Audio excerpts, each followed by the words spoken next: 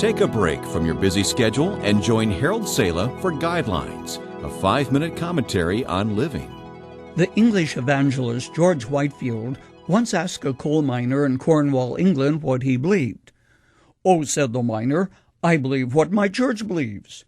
Then Whitefield asked, "And what does your church believe?" "Well," he answered, "the church believes what I believe."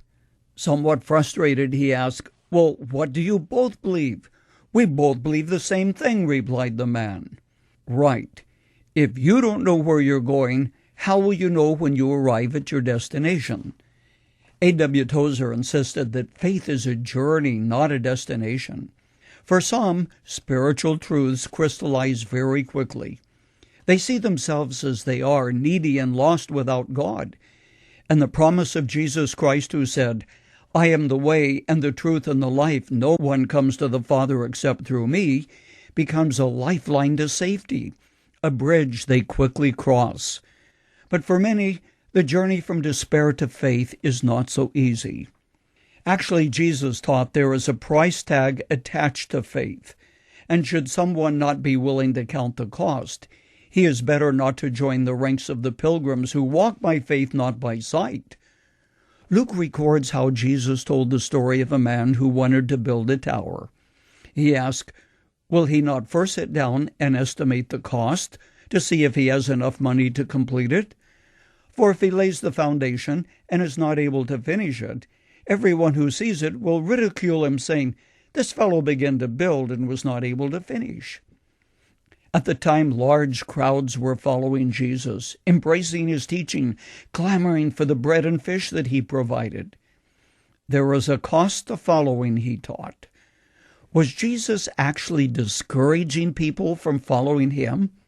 Or was he saying, "Look, here is what I demand of you, and if you are not willing to take up your cross and follow me, don't talk the language and think that you have made peace with God"?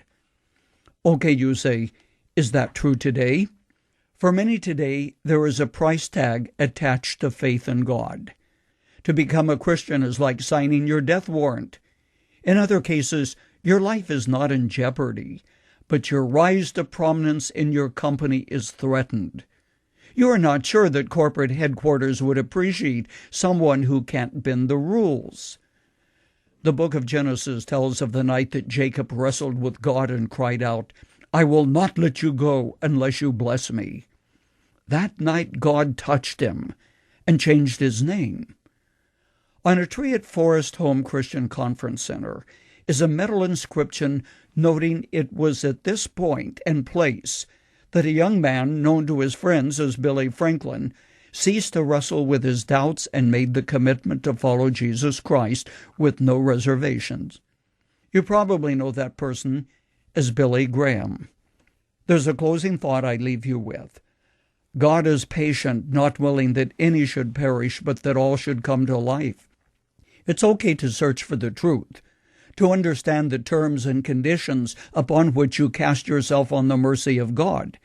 But once you are fully convinced of the truth, fully persuaded that Christ died for you, he was buried, and he rose again the third day, and you still refuse to embark on the journey of faith, you turn back towards the darkness instead of walking toward the light.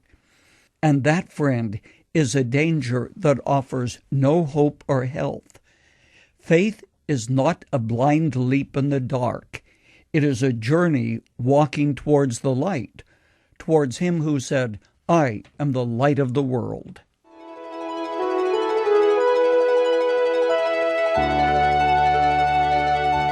You've just heard Dr. Harold Sala with Guidelines, a 5-minute commentary on living. If you would like to listen to the program again, download a copy, subscribe to our e-commentary, or view other resources, visit guidelines.org. We would like to hear from you too. You can email us at info@guidelines.org. That's info@guidelines.org. Thanks for listening, and we invite you to join us again for the next edition of Guidelines.